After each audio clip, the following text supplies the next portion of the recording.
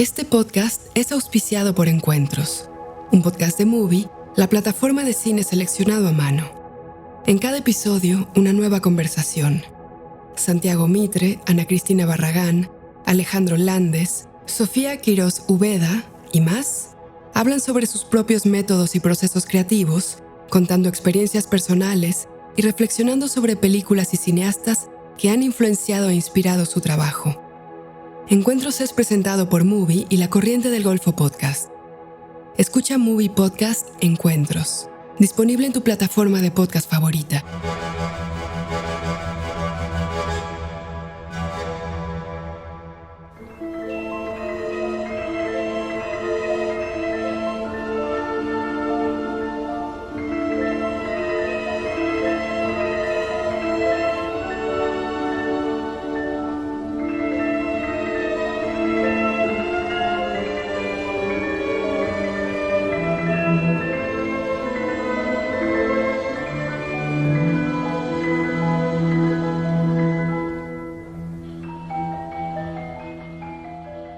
Hola, ¿cómo andan? ¿Cómo les va? Bienvenidas, bienvenidos al sexto y último episodio de Desde Cannes 2024, el podcast que hacemos la gente de Otros Cines Europa y otroscines.com.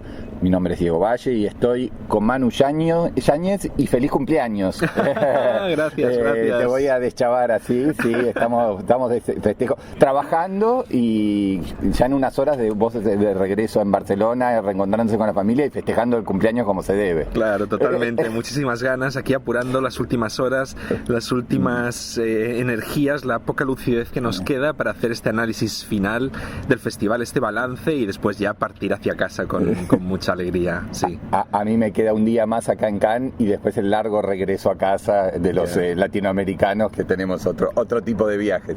Claro. Pero por supuesto que no nos quejamos, sino que celebramos haber podido cubrir otro año más, otra edición más del Festival de Cannes con el auspicio de Movie.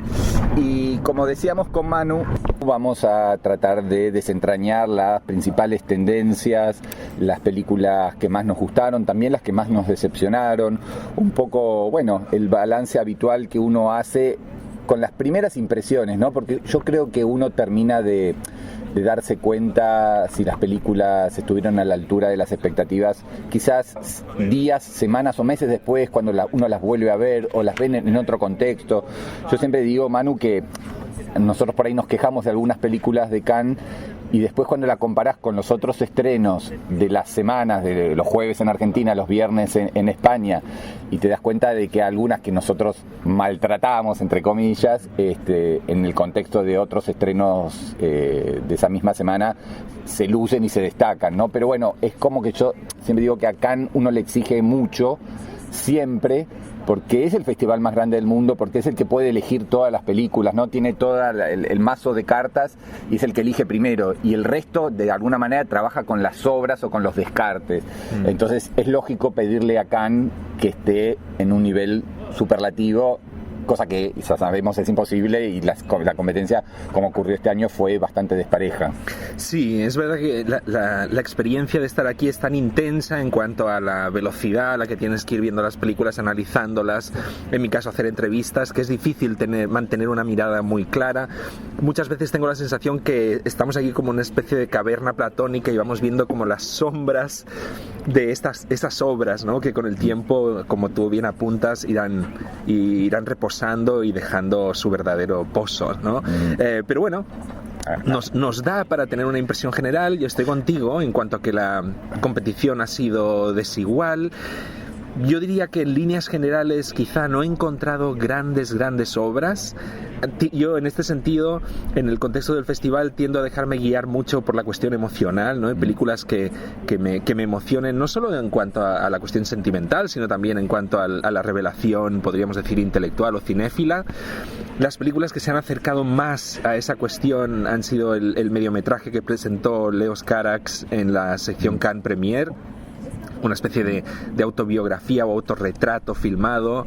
Es muy divertido el origen de eso, porque según... ¿Vos lo entrevistaste a Leos Carax? No pude, no. Pero según leí, el Centro Pompidou le había ofrecido hacer una mega exposición, una mega muestra curada por él sobre su obra, su cine, ¿no? Y finalmente eso no se concretó. Carax es un personaje bastante complicado, conflictivo, pero sí logró hacer, con financiamiento del Pompidou, este mediometraje, son 40 minutos, y como bien vos decís, hay algo de autobiográfico, de mirada del mundo, de análisis de su propia obra, de homenaje a su relación con Denis Lavant, son como homenajes a Godard. Claro, la estructura del film, que por cierto se llama C'est pas moi, ¿no? Que es como no soy yo. Hay un juego ahí irónico, y la verdad es que la forma del film remite clarísimamente a todo el trabajo ensayístico de Godard desde los años 90, digamos, con las histoires du cinéma, y confluye la cuestión de imágenes de otros films de la historia del cine que para Carax son como sus padres, ¿no? Él se autodefine como un cinéfilo en la propia película, pero además está todo este componente ultra emocional del cine de Carax, donde aparecen, por ejemplo, muchas filmaciones íntimas de él con su hija. Hay un componente ahí emocional, sentimental, de confesional poderosísimo.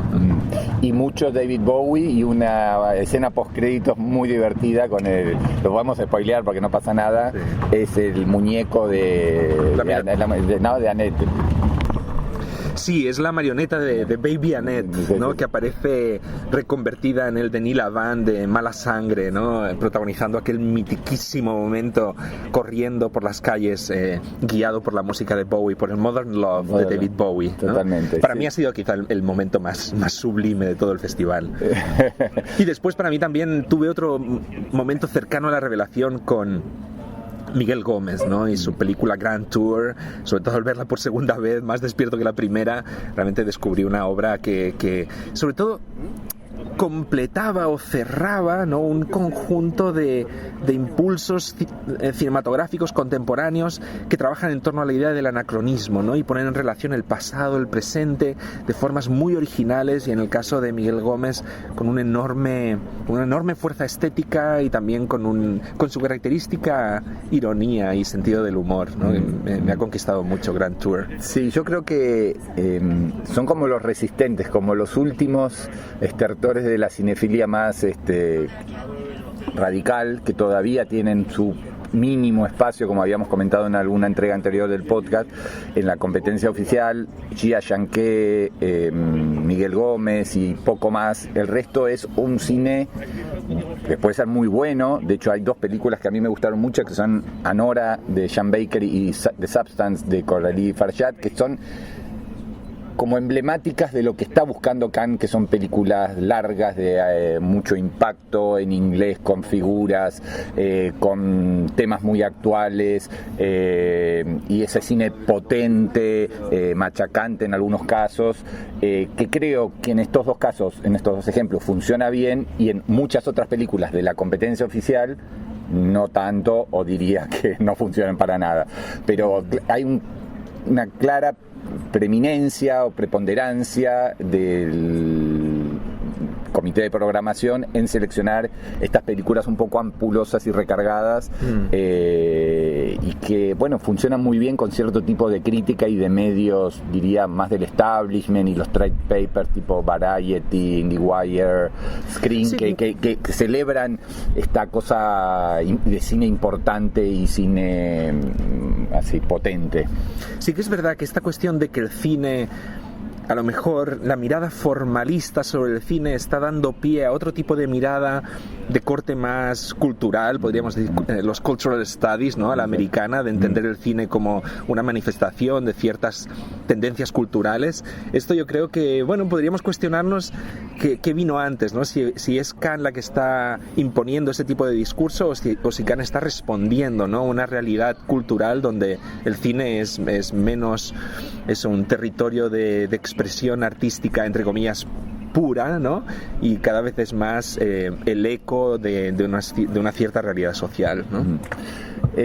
Vamos, si querés, haciendo como un ping-pong de películas que nos fueron gustando, no necesariamente de competencia oficial. Uh-huh. Una de las que más disfruté es haber visto Misericordia, de Alain Guiraudie, con él en sala, una comedia extraordinaria, pequeña y austera, casi lo opuesto de lo que veníamos hablando, totalmente, una cosa pueblerina con 3 o 4 personajes y ahí toda una tensión entre erótica, también está el tema de un asesinato y un cadáver y una investigación policial, y está el investigador de pueblo, y está el cura de pueblo, y está el que llega, y todo lo que se generan esas relaciones que son muy divertidas y muy, el cine de Guiraudie es una rara avis hoy, incluso en el cine francés tan diverso. Claro, pero incluso Guiraudie, que puede tener su vertiente más espectacular, digamos, como ha retratado y ha filmado el sexo, sobre todo homosexual, ¿no? De una manera muy gráfica.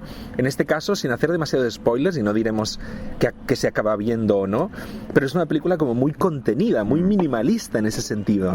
Totalmente. El propio entrevisté a Guiraudie y le preguntaba sobre si al hacer esta película había estado pensando más en qué tipo de público, ¿no? Si en su público habitual o en público que a lo mejor no conocía tanto su cine, y él me decía que era consciente de que en esta ocasión había querido jugar un poco con la expectativa que tiene el público habitual de su cine, que estás esperando como las escenas sexuales, quién se va a acostar con quién, no importa el sexo, el género, pero en este caso parece que todo apunta hacia una especie de tensión sexual no resuelta, muy muy palpitante, pero que queda ahí en el aire, ¿no? Y es una película que tiene muchos vericuetos, desvíos, como apuntabas tú. Hay un asesinato que además es una película muy ambigua, porque este asesinato no queda del todo claro si es premeditado o ha sido un puro momento de locura a la Dostoyevsky de un personaje, y de repente se produce también un repliegue en torno a la idea de la culpa, ¿no? Y cómo sobrellevar la culpa,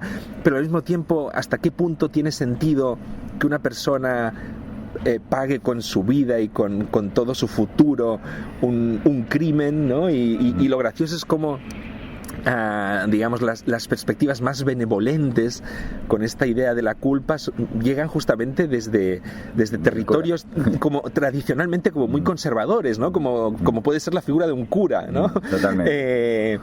Creo que es uno de los grandes el del cura, pese a ser un secundario, porque realmente el protagonista es el joven, digamos, que vuelve al pueblo.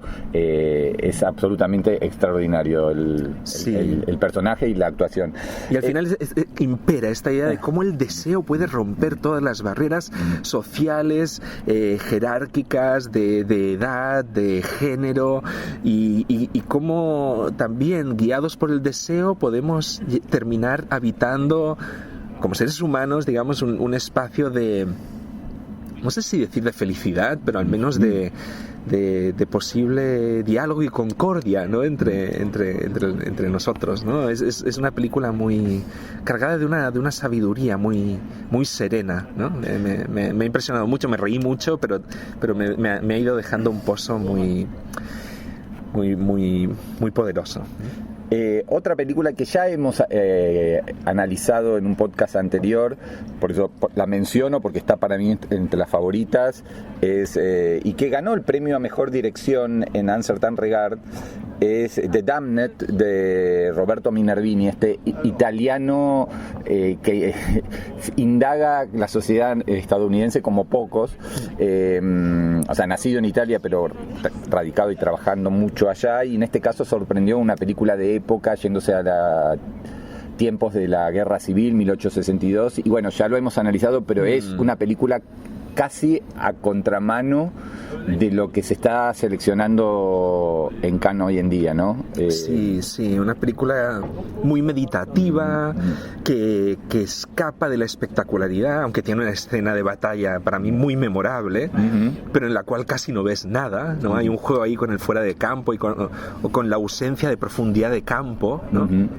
Donde los soldados están como encerrados en un universo interior, y es muy apasionante, y sí, la cuestión meditativa y la cuestión muy política de esa película de negar la posibilidad del heroísmo en el contexto bélico, eso me parece que tiene algo de manifiesto político, ¿no? En estos tiempos beligerantes que nos está tocando vivir. Antes de ir a lo que queríamos también profundizar en este podcast, que es un poco el cine español y el cine argentino que hemos visto y que la verdad que ha sido muy bueno en líneas generales, hago un pequeño mínimo paréntesis con destacando lo que fue el cine chino en esta edición. Pude recuperar, porque me la había perdido en sala, lo recuperé en un screener, una película que se llama Black Dog, que anoche ganó el máximo premio de la sección Un Certain Regard, y lo uno con la nueva película de Jia Zhangke, porque además toman periodos y aspectos bastante similares, por supuesto Black Dog desde otra perspectiva, y también fue muy buena una película que se llama An Unfinished Film, de Lou Ye, así que ese tríptico chino me parece que está hablando de muy buen nivel, películas muy críticas, muy duras. Esta me pareció verle el sello de aprobación del gobierno chino, Black Dog. De Black Dog. Vale. Pero, bueno, nada. ¿Y el cineasta, el director de Black Dog es joven, es más mayor? ¿Tienes alguna idea? Porque no. Claro, en el caso de Lou Ye y Jia Zhangke, ¿no? Son cineastas muy consagrados, como de esta generación que surgió casi finales de los 80, en el caso de Jia Zhangke principios de los, bueno, en la década de los 90. No lo tengo mucho al director. Pero tiene pinta de ser un nuevo valor. Bueno. Sí, probablemente. Nada, vi la peli porque me la habían recomendado mucho y nada, un poco de cine noir en alguien que sale de la cárcel, momento en que está por lanzarse los Juegos Olímpicos de Beijing, y en una zona de China que, como ocurre en las películas de Jia Zhangke, están demoliendo absolutamente todo ¿no? Y ahí están demoliendo desde un viejo zoológico, un circo, los edificios, y esta persona que vuelve después de cumplir su condena ve todo ese nuevo mundo, o el viejo mundo desmoronarse, y lo que se supone va a ser el progreso. Bueno, una película muy interesante, toda llena de perros callejeros, cosa que a mí me encantó. Yo soy muy perruno, y así que nada, me parece que está entre las buenas revelaciones, y me llamó la atención que el jurado presidido por Xavier Dolan se haya decantado por una película de estas características. Y vamos, si querés, a Volveréis. Sí. Vamos a contar una anécdota. Yo inicié este viaje yendo a Barcelona, y el amigo Manu Yáñez, muy gentil, me dijo: mira, si llegas el jueves, hay una proyección en los cines Verdi de Barcelona de Volveréis, la película. Una proyección solo para acreditados al Festival españoles, de Cannes. Catalanes en este caso, que iban a ir a Cannes. Y me dio el contacto muy generosamente de la jefa de prensa, y iniciamos de alguna manera ahí la previa de Cannes, viendo una película que nos gustó mucho estos días antes, y que, bueno, terminó ganando uno de los premios principales de la Quincena. Sí. Quincena es una sección paralela que no tiene un palmarés muy grande, ni tampoco demasiado importante y pomposo. Ahora le ha sumado un premio del público, pero sí tiene un premio a cine europeo, y lo ganó Volveréis, que creo, Manu, es una de las películas que más nos ha gustado, sí, de alguien que nos gusta en general, que es Jonás Trueba, pero cuya zona o vertiente o mutación de su filmografía en estos últimos tiempos nos ha parecido muy bien. Sí, para mí es quizá la mejor película para mí de Jonás Trueba. Digamos, él no abandona esa idea del arte termita que a él siempre le ha interesado, siguiendo esa dialéctica que proponía el crítico Manny Farber de arte elefante blanco como ese arte que busca la grandeza, una cierta idea de maestría, y el arte termita como un cine que avanza carcomiendo los límites de su propia creación. Y yo creo que Trueba siempre ha apostado por esa idea de un cine más minimalista, que celebra la idea de la creación, pero sin grandes aspavientos, pero en este caso yo creo que hay algo de obra de consagración o de obra de madurez en Volveréis, ¿no? Contemos un poco la anécdota, sí. Es muy divertida la anécdota, y termina siendo entre divertida y un poco triste o dolorosa también por lo que significa, pero que es una pareja que lleva unos 15 años juntos, y que decide separarse en muy buenos términos. Ambos son artistas, ella es directora de cine, él es actor, y deciden, por de alguna manera sugerencia del padre de ella, que ahora vamos a explicar quién es, que hagan una fiesta de despedida, que celebren el divorcio, digamos, porque el personaje que lo interpreta Fernando Trueba, que es el padre de Jonás, y que tiene una actuación hermosa y un personaje que a mí me conmovió realmente, siempre decía que bueno, que las parejas deberían celebrar al separarse y no al unirse. Y bueno, es un poco esto cuando se lo van contando a sus amigos, incluso a integrantes de una banda de rock que se ha separado en Granada y que deciden que sí, que se van a volver a juntar para esta celebración. Y bueno, un poco lo que pasa, ¿no? Algunos los veían como la pareja ideal, otros se alegran por ellos, otros se entristecen, y un poco también es lo que nos pasa a nosotros, ¿no? Que nos reímos y un poco cuando empatizamos con los personajes decimos por qué se separan, digamos, ¿no? Hay un poco de ese juego contradictorio. Sí, de alegría, momentos de alegría y momentos de mucha melancolía. La película tiene todo lo que tiene el cine de Jonás Trueba. Por una parte, su vertiente claramente cinéfila, en este caso aludiendo a esta tradición muy noble de la comedia estadounidense, de Hollywood, del Hollywood clásico, que trabajaba con la cuestión de personajes separados que podían volver a casarse, ¿no? Lo que Stanley Cavell en su libro La búsqueda de la felicidad definió como las comedias de rematrimonio, ¿no? Y esa idea va palpitando durante toda la peli. De hecho, se hace referencia al propio libro de Cavell a través del personaje de Fernando Trueba, el padre de Jonás. Y también está la propia idea de descomponer o de construir ciertos elementos de la comedia clásica de Hollywood de un modo singular. Esto también hace que surjan cosas nuevas para mí en el cine de Jonás Trueba. Yo diría que nunca había investigado de una manera tan directa con los momentos de cierto frenesí en el juego con el montaje, que pueden llegar a recordar a cómo, por ejemplo, Noah Baumbach a veces encara ese diálogo con la comedia clásica. Y al mismo tiempo en la película hay todo un juego como circular, un poco conceptual, ¿no? De trabajar con mucha determinación la posibilidad de doblegar ciertos mecanismos propios de la ficción cinematográfica, en este caso a través del componente meta cinematográfico, porque en muchos momentos esto te sorprende, llega muy hacia el principio de la película, ¿eh? De repente estás viendo una escena y se corta y te das cuenta que lo que estás viendo es una escena de una película dentro de la película. Tal cual. Y se inicia un juego zigzagueante donde muchas veces es como que revés escenas que acabas de ver, o los personajes comentan desde como el futuro, a través de voz en off, una escena que estás viendo, o un personaje vuelve a contar algo que tú acabas de ver. Entonces hay toda esta cuestión como de la relectura, de la circularidad, que además encaja con lo que está planteando el relato, que es esta pareja que puede separarse pero que podría volver. Hay toda esta cuestión de hecho, todos le dicen volveréis, el título, sí. Es algo que muchos amigos le dicen que a la larga volverán a estar juntos. Sí. Es muy, muy interesante también el trabajo con los actores que figuran además como co-guionistas con él, con lo cual hay una admisión ahí de que el trabajo de experimentación en campo, en el set, debe haber sido muy productivo en cuanto a aportes tripartitos, digamos. Claro, a mí, de hecho, todo este juego conceptual de plantear la película como una especie de debate en torno a si el film es un círculo o una línea recta, que es algo que se explicita en la propia película, tanto eso como esta noción de familiaridad,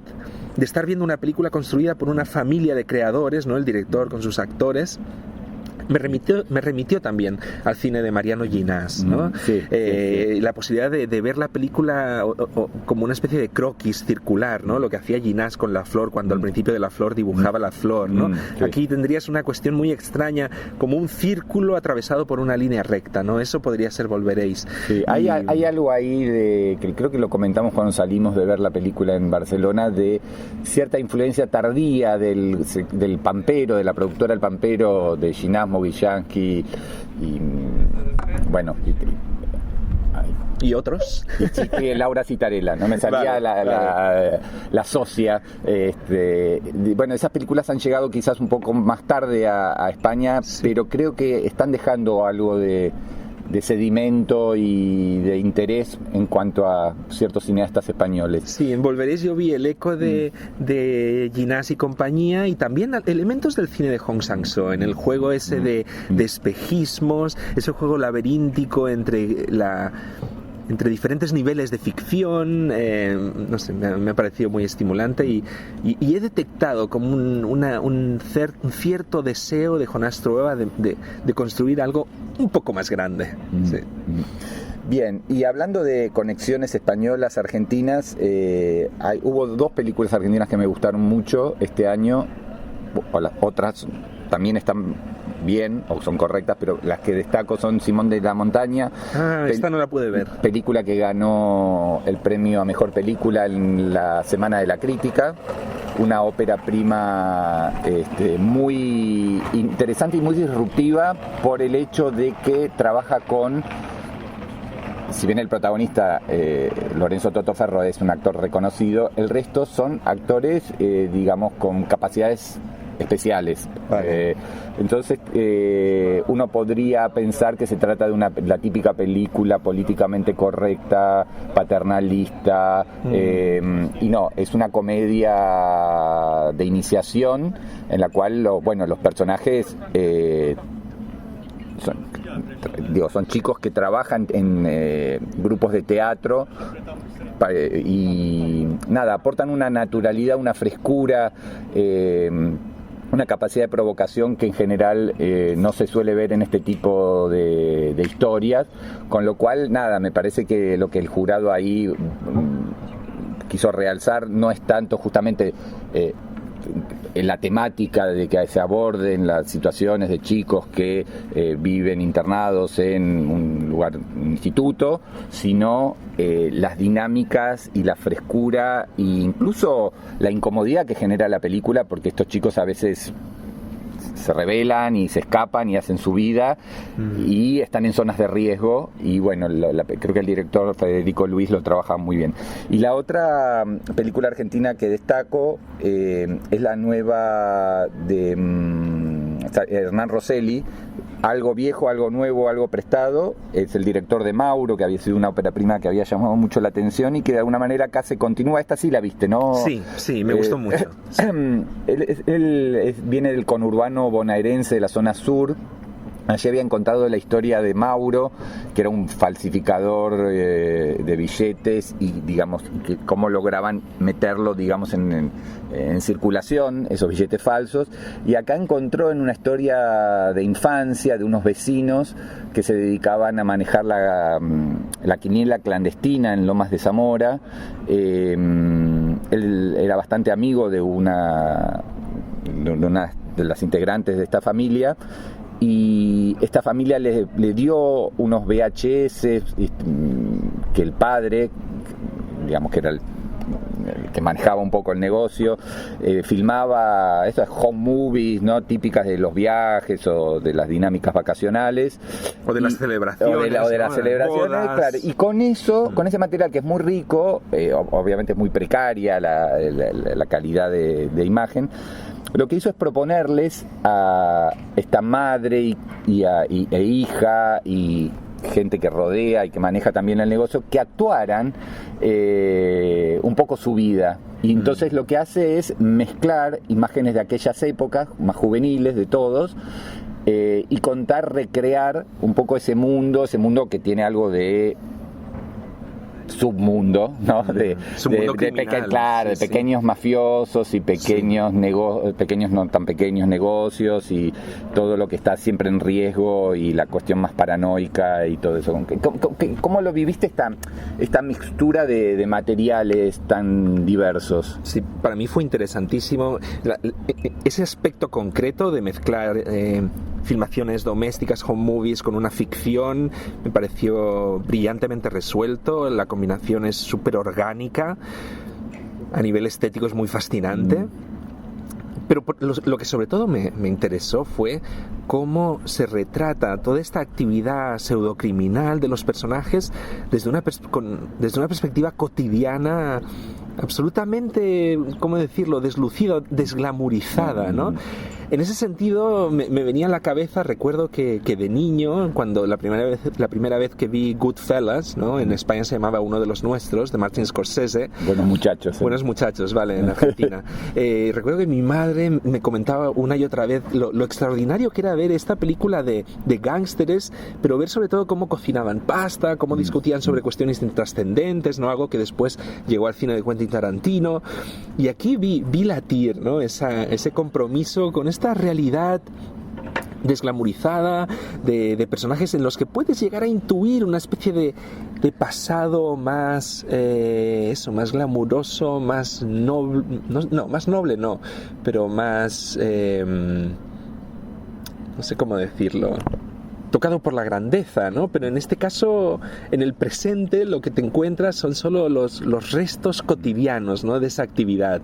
Y hay muchos momentos donde ves, o sea, la actividad, lo que hacen, yo lo desconocía por completo, pero es como un sistema paralelo de loterías, ¿no? Claro. Que llaman quinielas. Exacto. Y ves cómo van metiendo los datos, cómo van contando dinero. La película en algún punto tiene un punto bressoniano, muchos planos de manos moviendo billetes. Él es un gran admirador de Bresson y de alguna manera se vincula con la película anterior, en la cual también el tema del manejo del dinero, los billetes, la cosa física, algo medio en desuso, ¿no? Con el comercio electrónico hoy, bueno, es una constante en su cine. Toda esta cuestión de ir moviendo los billetes contrasta con cómo los personajes a veces tienen bebés sentados en su regazo, o niños, hijos de los personajes que están sentados en su regazo, mientras van metiendo las apuestas, ¿no? En el sistema muy tosco digital electrónico que tienen, ¿no? En unos ordenadores.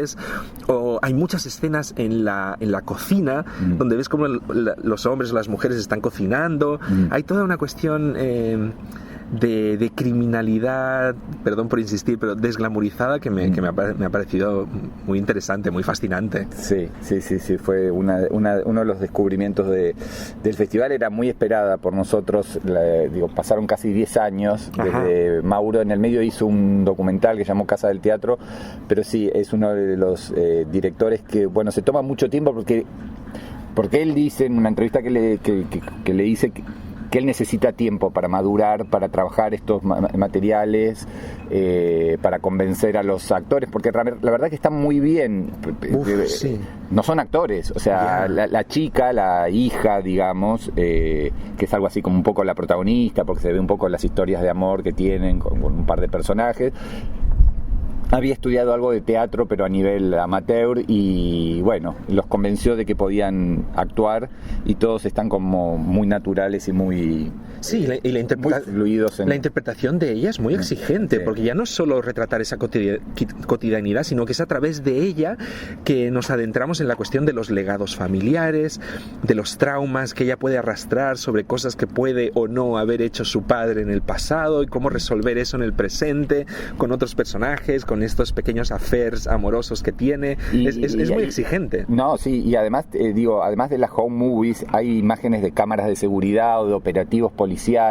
O sea, es una gran mezcla que podría haber quedado en algo absolutamente caótico y disfuncional, y sin embargo Rosselli logra articularlo de una manera que todo potencia, digamos, el conjunto. Sí, y déjame que destaque por último una cosa que me impactó y que conversé con varios amigos españoles, que de algún modo, viendo esta película, a lo mejor podíamos entender algo mejor lo que está ocurriendo en Argentina, sobre todo porque el film, a través de esta idea de la picaresca y de la posibilidad de desarrollar una actividad como al margen de la legalidad, termina, yo creo, planteando un retrato muy penetrante de una sociedad absolutamente desmembrada, donde la idea de un Estado que pueda acogerte o protegerte brilla absolutamente por su ausencia, ¿no? Eso para mí, no sé, para espectadores europeos nos resultó bastante chocante, la verdad. Totalmente. Vamos, si querés, con las últimas así recomendaciones de cada uno de nosotros. Una película que me gustó mucho en la quincena es A Son Image, de Thierry de Peretti, una película francesa ambientada en los 80 y los 90 en la isla de Córcega, en un contexto de mucho ataque de los grupos independentistas que hacían todo tipo de atentados, y lo que fue la represión de las fuerzas de seguridad francesas. En ese contexto está contado desde la perspectiva de una fotógrafa que se enamora de uno de estos militantes, cine político pero sin subrayados, sin bajada de líneas, muy respetuoso con todo el proceso independentista. Y hay un mundo ahí, hay un universo, un tiempo, un lugar muy específico, ¿no?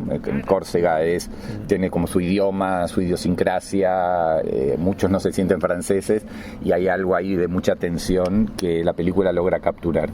¿Alguna otra que te haya gustado, Manu? La verdad es que no, las que más me han gustado las he comentado, claro. ¿No? Carax, Grand Tour, Cronenberg, también la de Jia Janke. Sí, estas son las películas. Incluso la que vi al principio del festival, Furiosa, de George Miller, que dentro del marco de las películas más grandes fue la que más me interesó. Sí, ha sido un festival, como siempre ocurre con Cannes, satisfactorio, y ahora esperando a Venecia, ¿no? A ver qué es lo que Cannes ha dejado para los demás, ¿no? Siempre hay un montón. Viste que en las wishlist estas aparecen como 100 películas y después quedan 20, 30, 40 más las que no estaban listas para Cannes y esperan directamente ir a Venecia, más todo lo que el cine estadounidense suele llevar, y Netflix suele llevar a Venecia, así que yo creo que van a tener un buen festival. Así que nada, agradecer mucho, agradecerte a vos, Manu, que por segundo año consecutivo me acompañes en este proyecto de A2.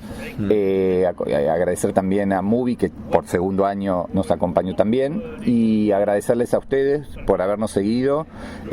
Había gente que en redes sociales me decía, pero hace 2 días que no suben un episodio, entré 10 veces a hacer refresh a ver si ya estaba el nuevo episodio, o sea que alguna mínima comunidad cinéfila tenemos, y creo que han acompañado y ojalá hayan podido apreciar lo que podemos compartirle, que siempre son impresiones, que siempre son un poco superficiales, que están teñidas del agotamiento que supone cubrir Cannes, pero están hechas con mucho amor y con mucha dedicación también. Sí, yo creo que nuestro esfuerzo, quizá la singularidad de nuestro esfuerzo está en mantener vivo ese equilibrio entre esa mirada más orientada a la cuestión cultural, pero también esa mirada más centrada en cuestiones formales, ¿no?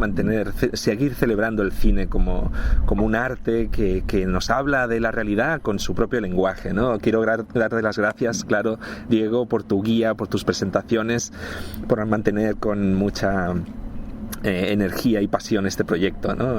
Y gracias también a Movie, claro, por su apoyo. Bueno, muy bien. Y bueno, feliz cumpleaños, Manu, y ojalá nos reencontremos en Cannes 2025 o en algún otro proyecto conjunto. Un abrazo muy grande y gracias. Gracias a todos. Chao.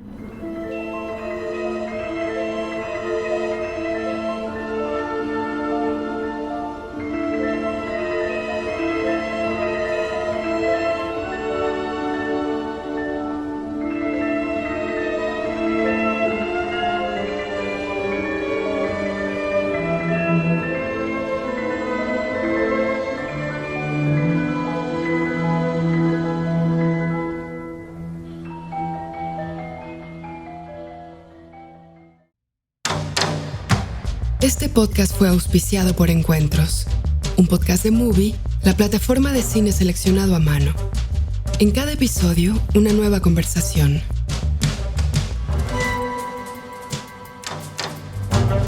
Luis Ñeco, Nele Bolatz, Esteban Bigliardi, Rodrigo Moreno y más hablan sobre sus propios métodos y procesos creativos, contando experiencias personales y reflexionando sobre películas y cineastas que han influenciado e inspirado su trabajo.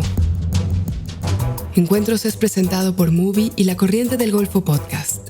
Escucha Movie Podcast Encuentros, disponible en tu plataforma de podcast favorita.